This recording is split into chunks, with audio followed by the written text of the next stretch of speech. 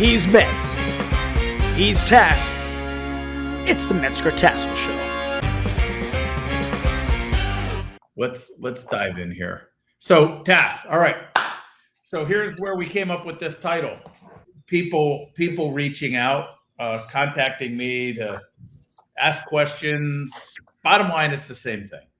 The people that reach out to us usually say, hey, I just want to see what you guys, I really need some help, or I want to get my school to another level. We've had people reach out that had 40 students. We've had people reach out that have over 300 students. This week, it happened to be smaller schools, 180 students, 50 students. And it made me realize, because one of the first questions that I ask is, how long have you been in business? Right? Yep. If you have under 100 students and you tell me you've been in business for 3 months, there may be nothing wrong, right? And then we'll dive in and I'll start asking questions. How many students are you enrolling on average?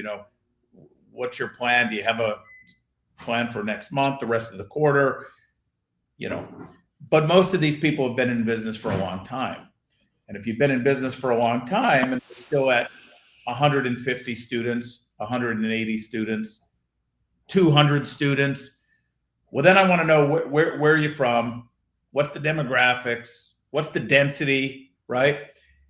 And then we ask, well, how much do you charge, right, for a student to train? Right. What's your family plan, if any? Do you have people that you grandfathered in at some other rate? And what's your average gross per month? Your average gross per month. And that will tell us a lot. Once we get there, we could, that tells us a lot. Now, the next thing is I'll just be transparent on this show. I tell everybody I'm more than happy to answer questions for free. If you have a question that I can answer, that's not going to take a 6-week systemized process, right? Like you just say, what's something I could do next month? No problem. But like, here's something to try. This is something you can do to try to get new students in the door. But those questions are a short-term fix. If I tell you how to get new students in the door, you'll get new students. But what percent would you say that's an issue, but the bigger issue is they don't know how to generate revenue once they have students. And then their only mechanism of growing their school is by getting more people. What percent of the schools do you think? Well, the percentage of schools that are not part of, our program, right? I mean, it's 90% of the school, 90% plus of the schools. I mean, they're looking for other ways. They're not even looking for other ways. You look at the revenue that they're generating, it all comes from their billing check, right? And so a lot of them, that is the only way that they can grow. And so their perception is that they need more students to generate more revenue. Now, there is a part of that phraseology that is correct, right? They need more students. We all need consistent flow of students, and consistent is relative, right? It's relative based off of your attrition rate. It's relative based off the size of your school. Some people are like, oh my God, if I could only have the same 50 students that school is enrolling every month, that would be amazing. Well, but if you compare apples to apples and that school's losing 52 students a month, which happens, by the way, and they're only enrolling 50, but you're enrolling 10 and losing 6, you're in a way better position than that school is, as an example, right? So it is important, but typically we find, right, it's a foundational systems challenge that can help us to maximize revenue by things like not what you charge, but how you charge, as an example. Whether or not what programs and how you run those programs and what your offerings are. That was me disguising upgrades. Your schedule. You just lost half the audience. That's all right. Your schedule, right? All of those things help with revenue. And I think what's maybe more important to everyone that's watching, I think revenue is ultimately important to you. Maybe we just don't want to admit it for whatever reason. Well, let me also tell you, it helps retention. And everybody on here, I think, wants the best possible retention rate that you can, right? That is your goal. That's your mission. That's why you do this. I want to impact more lives. I want to help more people. But you can't help people that are in your school for 45 days. Not as good as you can help that person if they're in your school for a year or 3 years or 5 or 10 years. So I think we can all agree that we want better retention. And that's what some of these these systems, right, that we put in, these foundational systems, will do in helping retention, number one. And a byproduct of that is that we're actually generating more revenue without nickel and diming people. And I'll be honest, right, which implies that I'm normally not honest, by the way, when I say that. But Finally, giving people options, and everybody loves options, right? It's a way easier way of doing business than what most of you are accustomed to. And that's really what I love about the system and how it works. And it's really how we structure everything in our school, right? Is giving people options.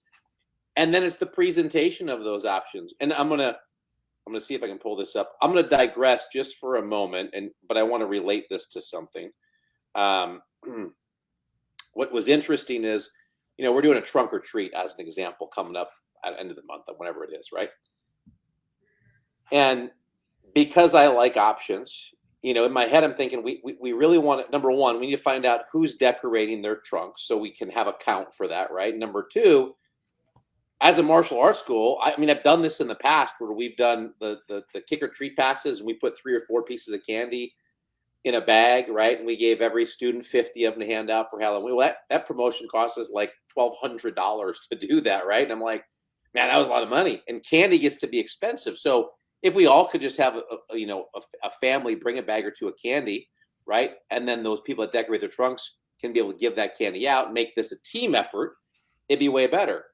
But here were the options, right?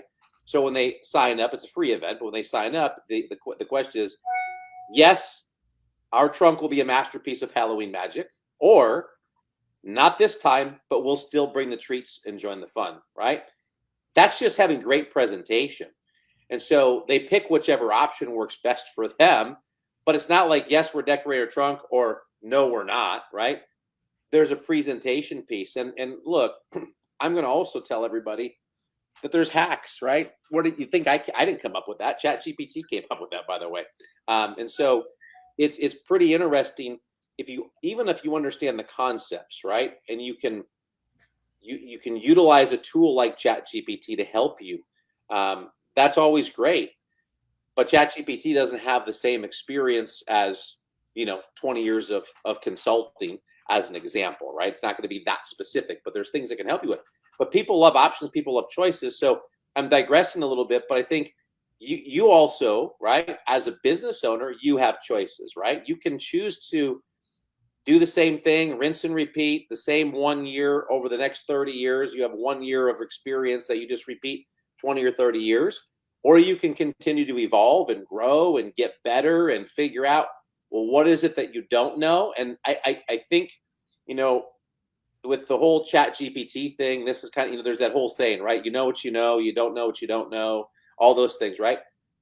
When you know what you don't know, right? As an example, like there's all these things I want to do. I'm like, oh my God, I know I have to do all of that stuff, and I don't know what. That can be overwhelming. So I think for some of us, maybe the reason we don't start, and we like to live in that bubble of here's what I've always done, it's always worked, and I'm happy doing what I'm doing. That's cool, right? You can do that, right? And so maybe we don't even open up our mind to the idea of other things that will really work in our business, which keeps you in this bubble.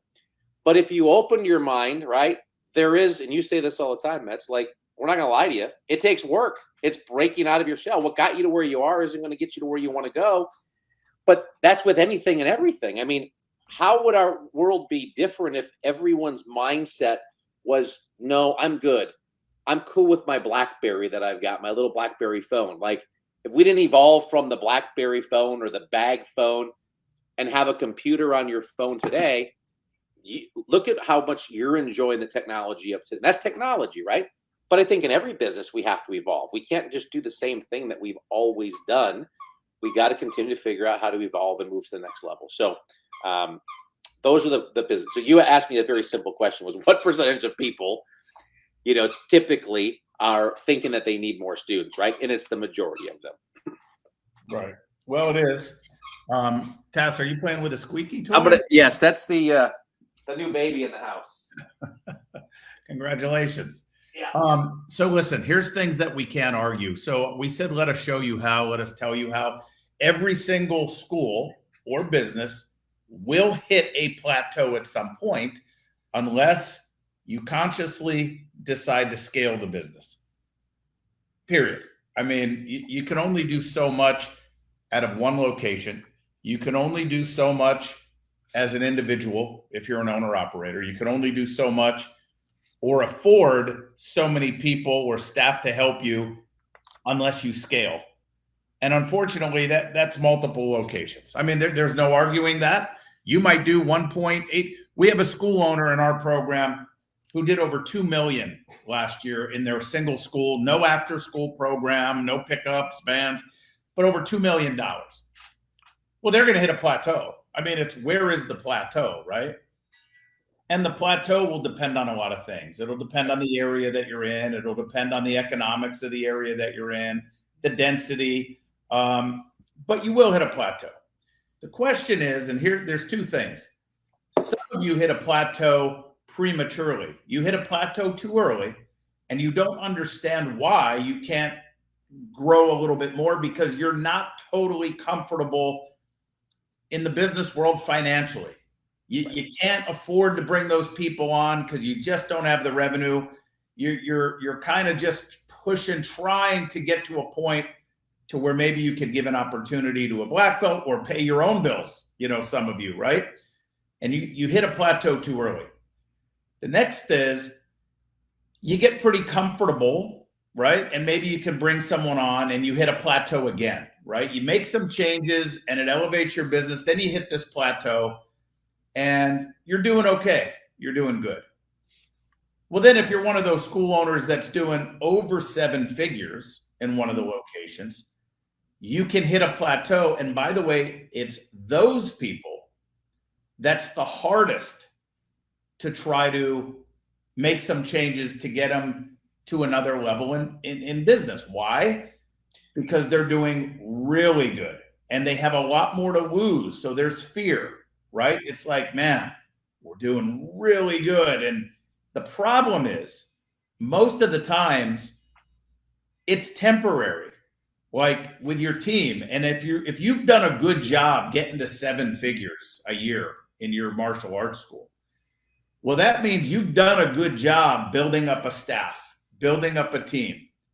Well, why do you think all of a sudden you're not going to still continue to be good at building up a staff and building up a team of people that want to get a career in martial arts? You are, but you can't hire everybody. At some point, you're going to run out of revenue to keep doing that unless you scale. Now, here's some things you cannot argue. There's 3 ways to grow any business in the world. And you said it earlier, Tass. In our industry, the majority of us as school owners or martial artists equate growth with I need more students. And that is correct, but a lot of us equate that as really the only way. Correct. That is the way to grow your business. And it's not the way. It's one way. So any business in the world is we need more customers, right? That's every business in the world. You need customers and we need more customers. The second thing is we need more transactions per customer. That's something we are not good at in the martial arts industry, right? Because we don't know how to do it. And because we don't know how to do it, we think if we get our current customers to buy from us more often, we're nickel and diming them and pulling things out of what they're paying for just to make it an ancillary item to charge for. And that's why, and that would be wrong.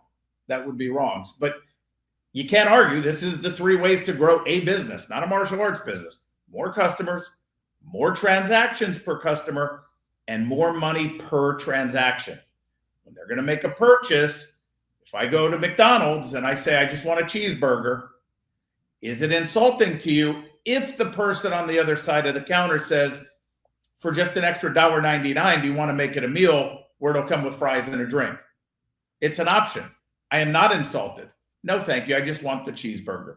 Or you know what? For $1.99, yeah, give me the drink and the fries. Well, they just got more money per transaction from me. I was making 1 transaction. I was ready to spend $1. Now I'm spending $2.99, for example, right? Well, when you have 1 million people doing that, that's a lot of revenue, right? And in the martial arts schools, we need to know how to do that. So let's say that you want to accept the fact, I don't even want to say you want to agree with that, because there is no debating. That is the way to grow a business. Right. I mean, you can't argue. You can say, well, I don't believe in that. It's the reality. I live in a reality world. That's just the way it is. Whether you like it or not, that is the way to really grow a business. But how do you do that in the martial arts business? So write this down if you're watching. If you're watching, you have to, in any business, you have to identify the profit centers or the revenue centers in that business. And in our business, everything we do really can come down into 5 areas. That is new students, more customers. That is retention. If you can keep your students longer, you will generate more revenue if you can keep them longer. Let me pause on that a second, Tass. I think this is interesting, right? Just to make sure people really understand. Yep. Let's just say you have 100 students right on. Paying you $100 a month. Yep. And you're bringing in $10,000 a month. Yep. Everybody watching this has an average student life expectancy as far as how long your average students last. Right. It may be 20 years. It may be 5 months. It may be 18 months. It's something. If you can keep your average student just 1 month longer and move that average 1 month, that's an additional $10,000. If you just move that needle by a month, you're going to generate an extra $10,000 with 100 students at $100, right? So that is a profit center, retention, right? Special events is another profit center. A special event could be anything from a parents' night out to a graduation or testing if you charge for that, to private lessons, to seminars. Those are special events. Options, right? But that's a special event. The next one is retail. And retail is a huge profit center that our industry as a whole does not know how to navigate. We have the stats. We know the stats, like from Century Martial Arts with all their clients, right? And we know that our CMA affiliate schools, there's 151 of them in around the country and Canada, right?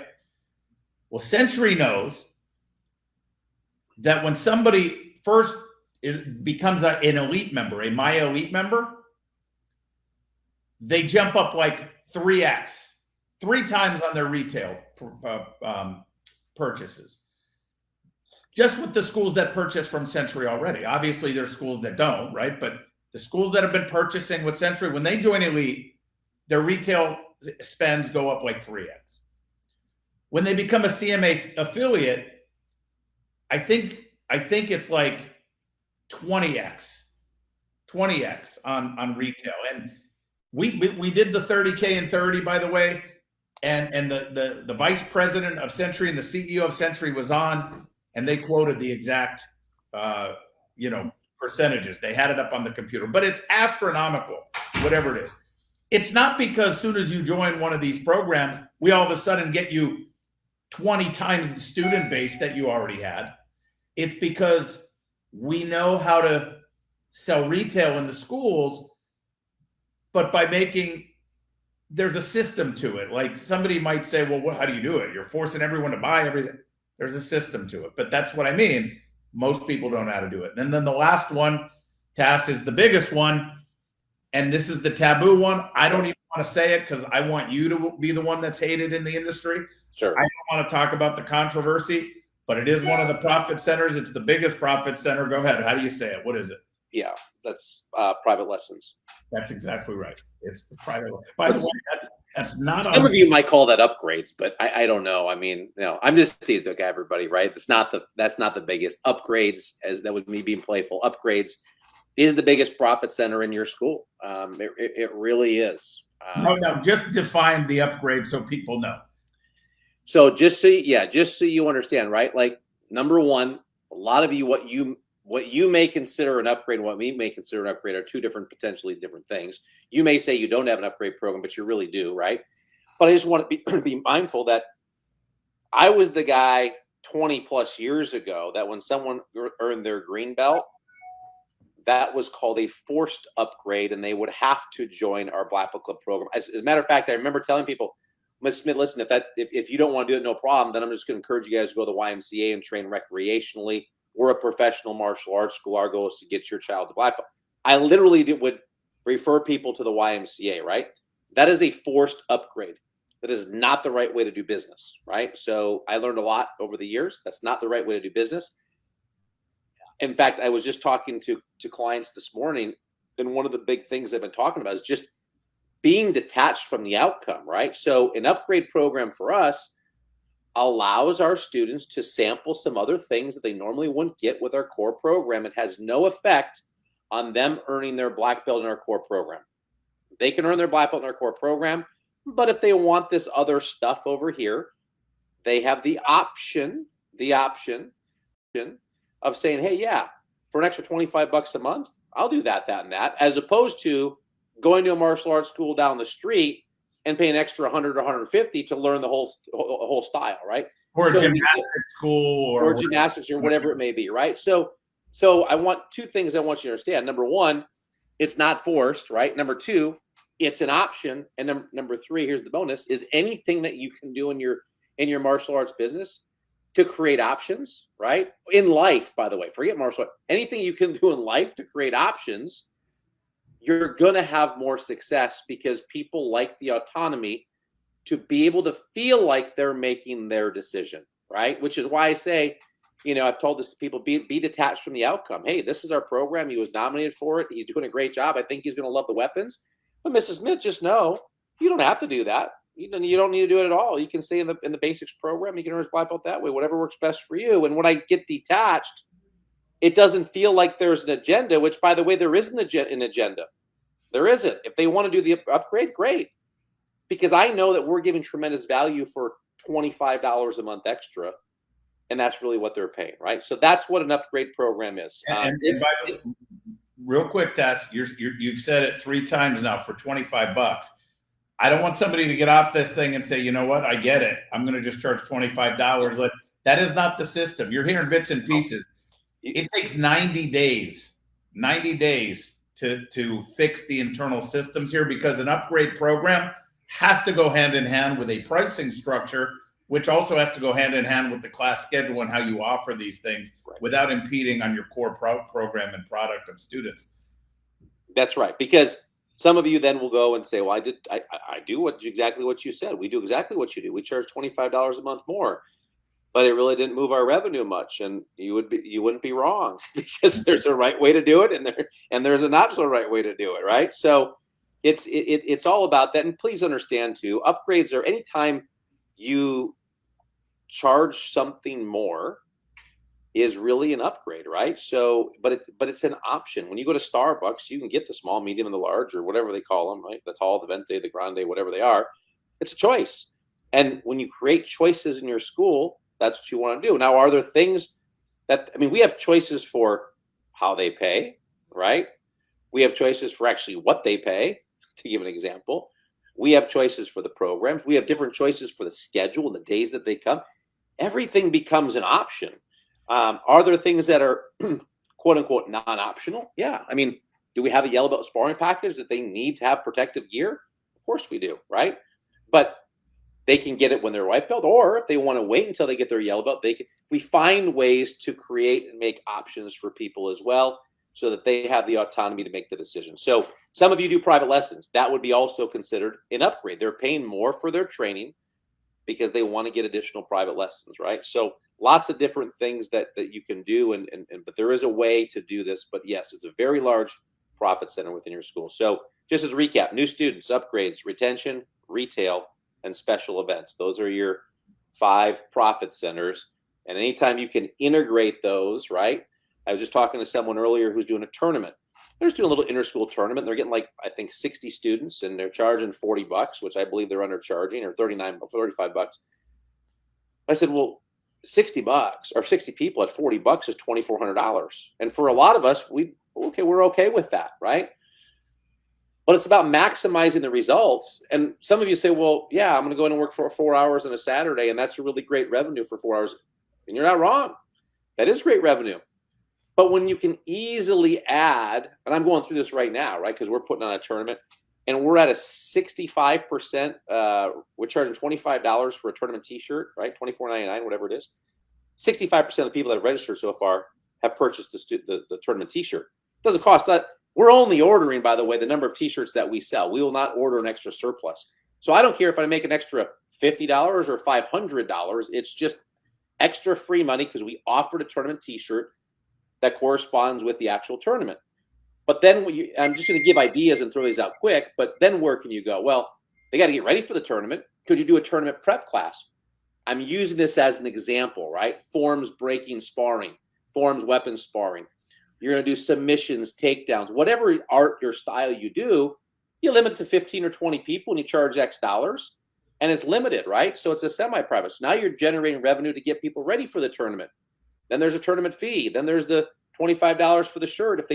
But they don't have to do any of those things. I want to be clear. Those are all options, but it's amazing what happens when we put all these options out. It's amazing how many people select them. Not because I tell them they have to, but because they want to.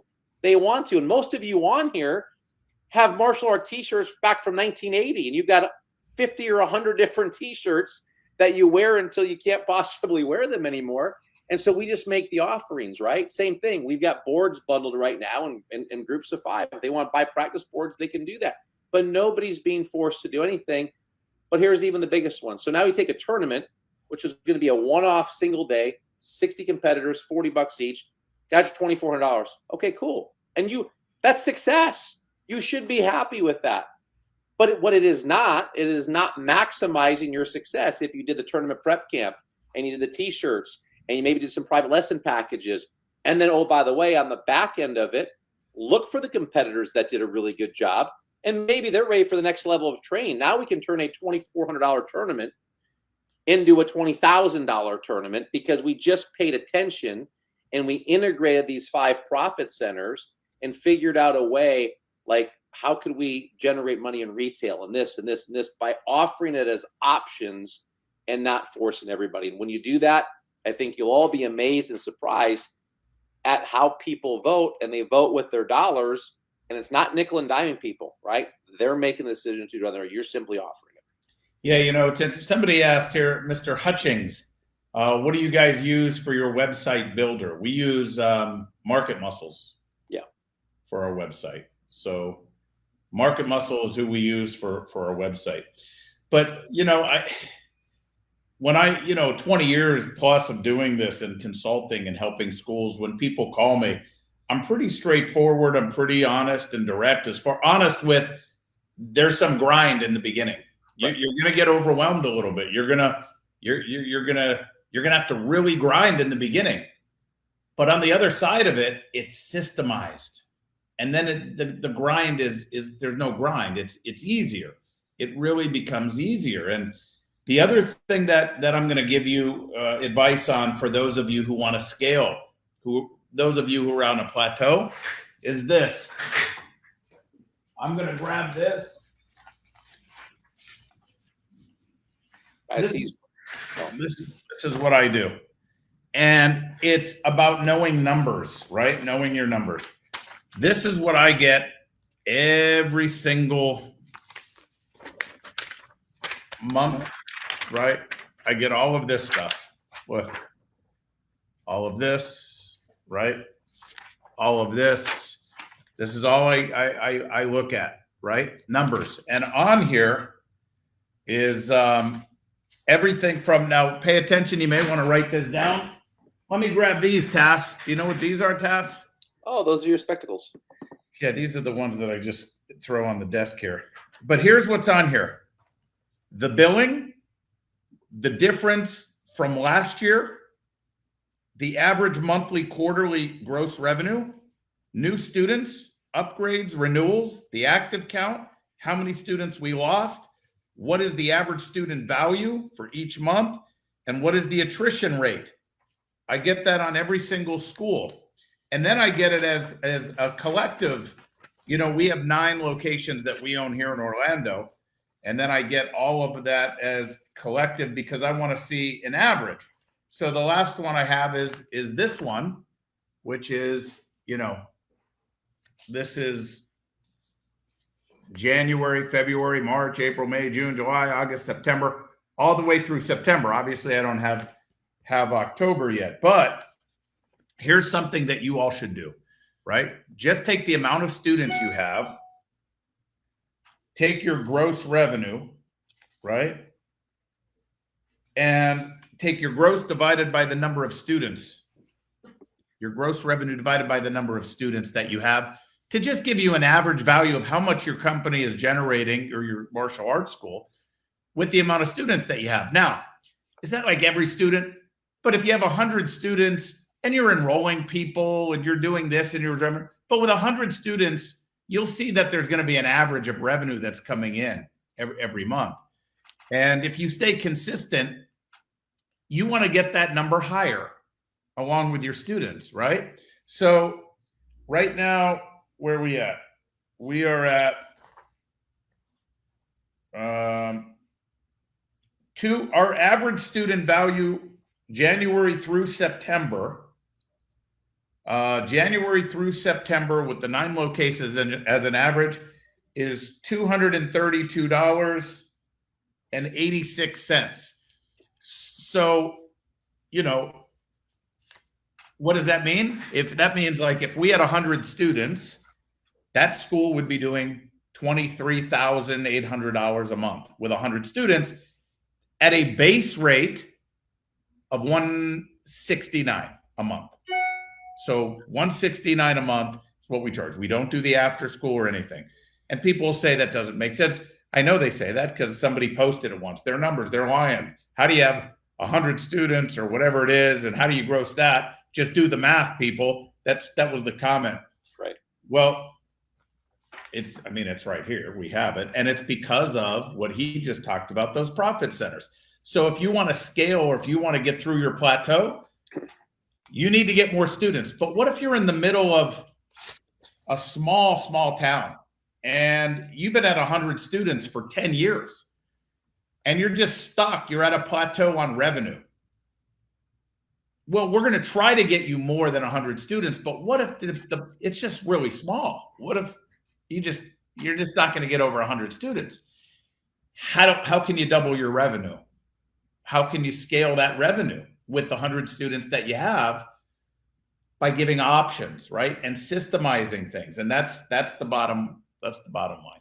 It is, and you mentioned a lot, and I know this was to try and make sure we kept the audience of those of you that have big schools as well. But, you asked me the question right away, which is, what percentage of people do you think that they need more students? That's the only way that they can make more money in their school, right? And I said 90%.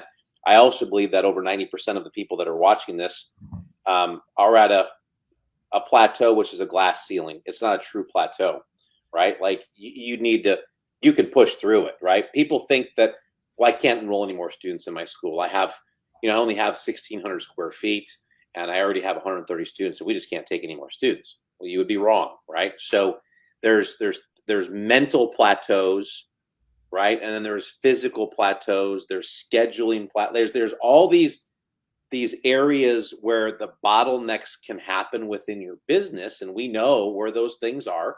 Some of them are mentally, some of them are on your schedule, there's a lot of different ones. And we just blast through those and unclog those so that we can just keep things moving and keep things flowing. But eventually there is, the reality is, a martial arts school that is X number of square feet has a limit of X number of students that they can teach from 4 o'clock to 9 o'clock at night. Your options are you can teach from 4 o'clock till 10 o'clock. You can put in morning classes. You can put in early morning classes, noon classes. You can do those types of things, right? I don't recommend it because I think it's a big burn on your team and your staff to do that. You'd have to have separate teams. But really, we're talking about the nighttime martial art business from 4 o'clock on. Most of us are stuck, and some of us don't even know the reason why we're stuck. And in simplest terms, it is you can't do what you've always done to get to where you want to go, right? What you've done has gotten you to where you are. You got to change things to get somewhere else. And we usually see somewhere, I'll say 100 students, right? But it could be 50, right? If you're a gal that started martial arts at a club or rec center and you had some interest and there were some passerbys at the rec center and they got enrolled, now you have 50 students and you just can't get past 50. Well, chances are you're sitting probably at a 2 or 3% attrition rate because you only have 50 students. But the reality is you're only enrolling 1, maybe 2 students a month, but you're losing 1 or 2 students a month. So you're always staying at 50, right? And I'm not suggesting that you go out and spend a bunch of money marketing, right? Because in a situation like that, you're not going to reduce your attrition any further, right? But what are you going to do and how are you going to open up the vein to go, how can we get more people coming to us to expose this to more people? And that'll get you to your 100 students. And now you're like, oh, well, now my attrition might be 3% or 4%. So that means you're losing maybe 3 or 4 students a month. And what are you doing for marketing? And is it helping you get just 3 or 4 students a month so you always stay at 100? We always have to remember to out-enroll the attrition rate. But before that, make sure the attrition rate is where it needs to be, right? Sub 5% is acceptable, right? 4% and under is great. 3% and under is fantastic, right? So that's the first earmark that we would look at. But once that number is in line, right? I'll give an example, right? We've been struggling on the enrollment side lately. We have, a 3.8% attrition rate year to date. But for us, that means we're losing, I want to say 8 or 9 students a month, but we're only enrolling 5 on average right now. Right. And so because we're going through, we're trying to make some adjustments, make some tweaks on how we do things. Why? To try and break through what we've always been doing. And right now, it's a step backwards, right? To hopefully take 2 steps forward, right? Because I'm trying new things to break through that and get to that next level so that we're out enrolling what that attrition rate is. And right now we've got 3 2-week courses that are going on. And so we'll enroll a gob of students from those, which is great, right? And those are always fun things to do. But it's how else? What else can we do? I think it was Jay Abraham talked about the marketing Parthenon, right? Like you can't have just one pillar because if that pillar crumbles, you're stuck, right? So 2-week courses is one thing, or being a partner in education is one thing. Online marketing is another thing. Mailers is another thing. In-person or table booths is another thing. What can we do? And some of us may say, yeah, all of these things. Some of us may say, we just don't have the time to do all those things. Okay, cool, right? But try and get a couple things, right? So that we're not just relying on one thing, that we've always got a new flow of students coming in. So I would encourage you to just maybe look and see, is your plateau a physical plateau in your school? Or maybe is it a plateau mentally and you need a mind shift, right? And because I think that's a big, big, big challenge for a lot of us in this industry. It's okay not to know the martial art business, right? Most of us know the martial arts. We may not know the best way to do business. And we do whatever our instructors did or the people that we learned from before us. And most of that stuff is probably outdated or just wasn't right from the beginning. We've evolved over time. So it's okay not to know that stuff. But what's not okay is to know that it exists. And I would say be a martial artist and always be like a version of self-defense. I would think would be like, you need to figure out how to evolve with the times if you want to be able to defend yourself, right? So arm yourself with the things that you can do to be able to do what you want to do. And this is most what everybody tells me, right? Not me saying this, but I want to impact as many people in our community as possible. Well, if that really is the truth, then don't you owe it to yourself and to your community to go out and figure out how can I break through this mental plateau and service and bring in more people. And by the way, eventually not only provide a great lifestyle for yourself, but for the people that are involved and leave a legacy where this continues to grow and become better than leaving it better than what you found it. That would be like that's my mission. Like I want to leave martial arts better than how I found it. Right.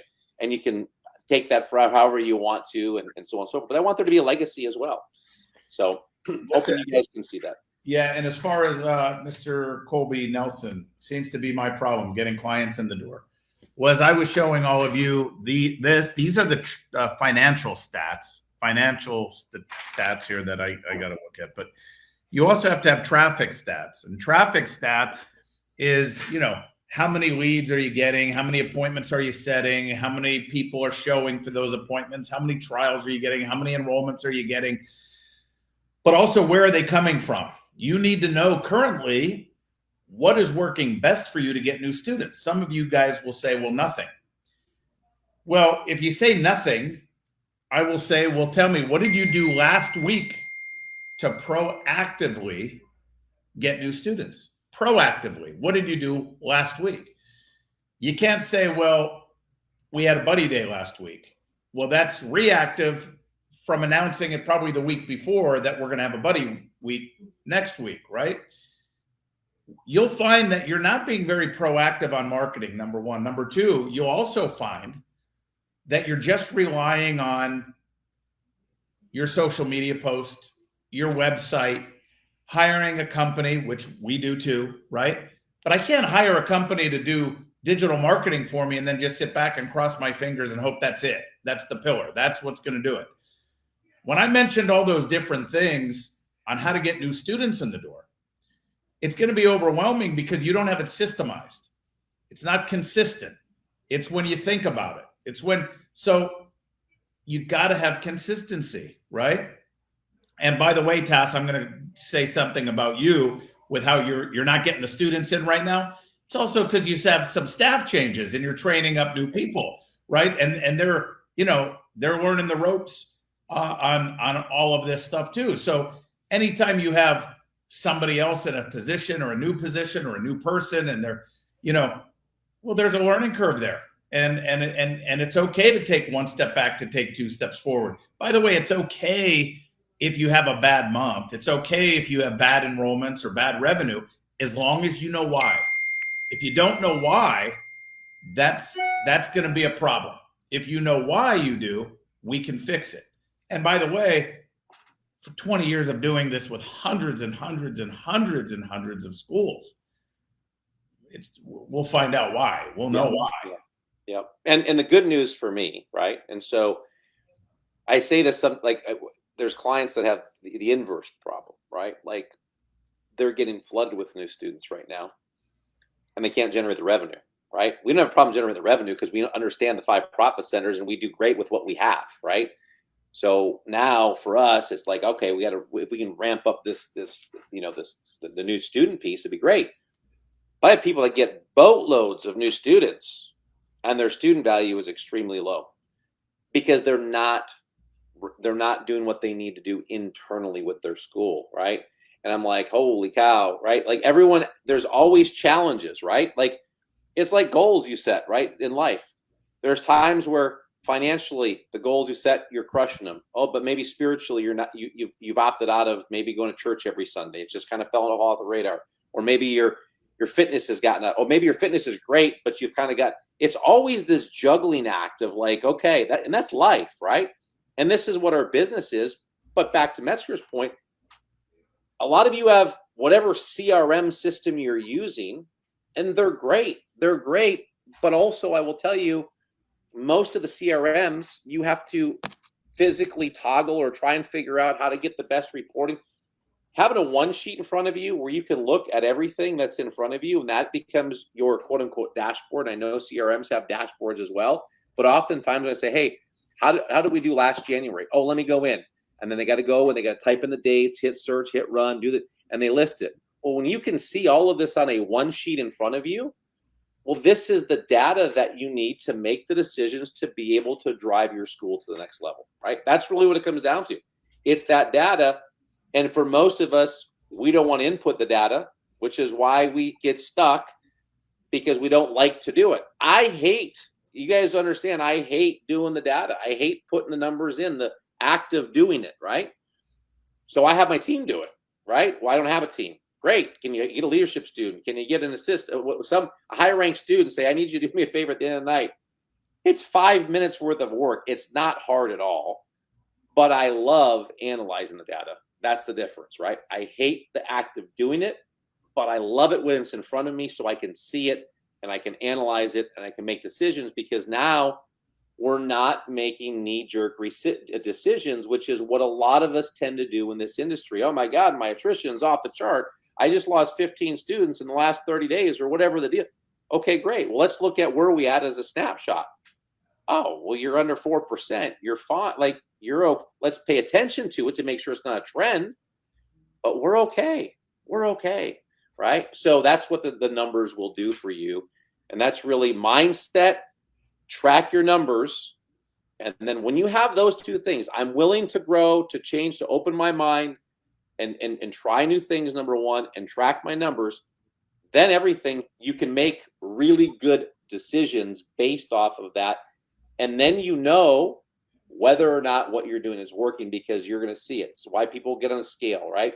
Brought the dog to the vet today. They're like, dog needs to lose 15 pounds. Dog's overweight. Okay, so now we got to count calories for the dog, apparently.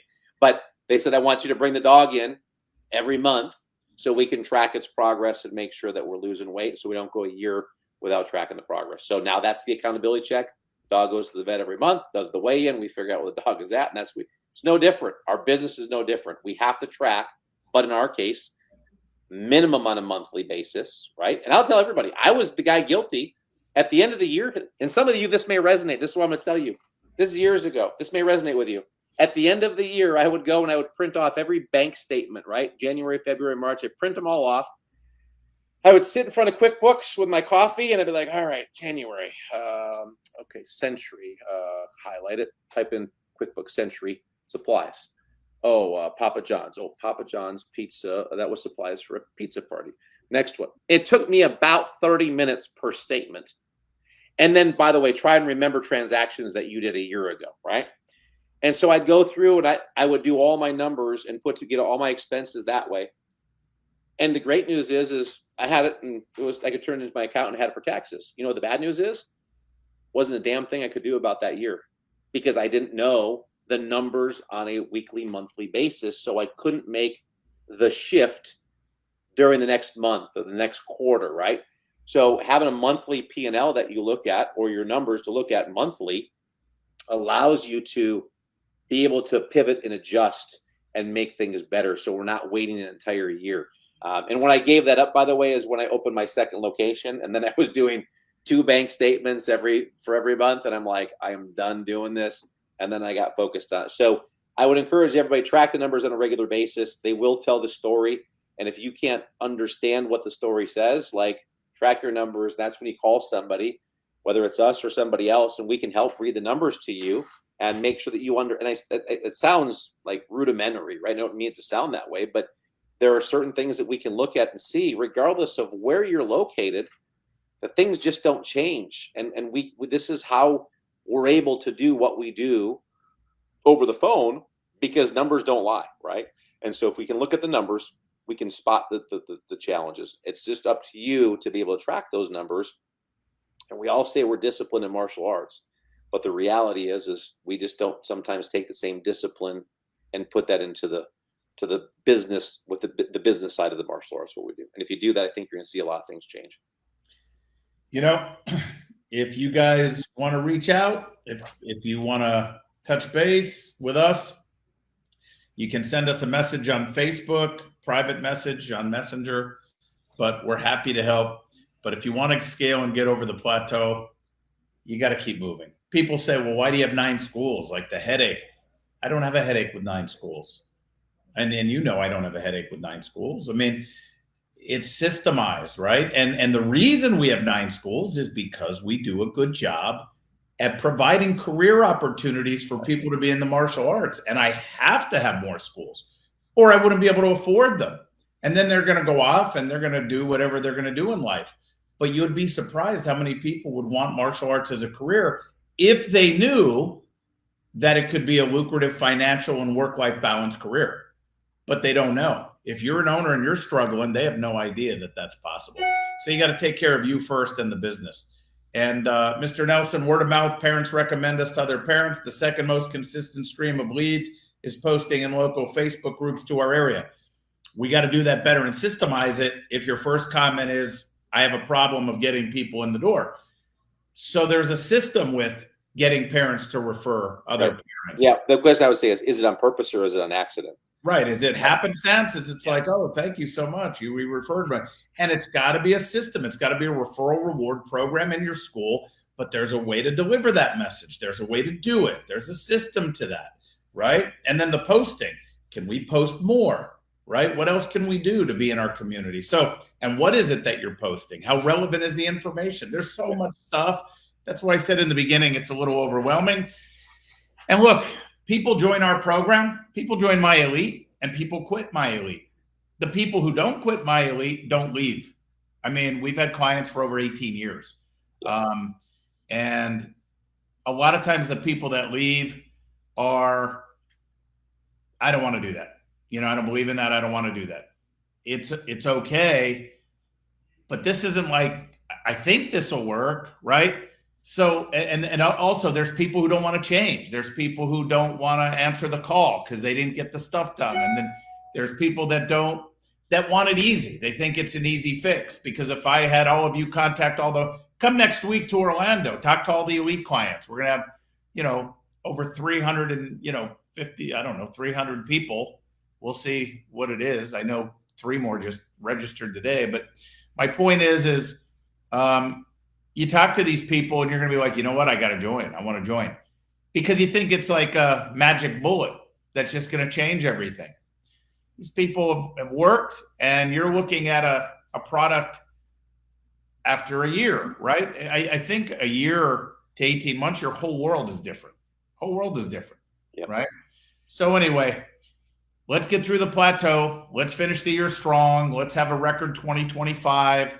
And if anybody's willing to make a change, check us out, check out another group, find someone who fits. But at the end of the day, it's about maximizing your profitability in your business. So there, Mr. Johnson just said, in the setup, it's work, grind, and doors closed. Plenty of no, but just got to keep going. There you go.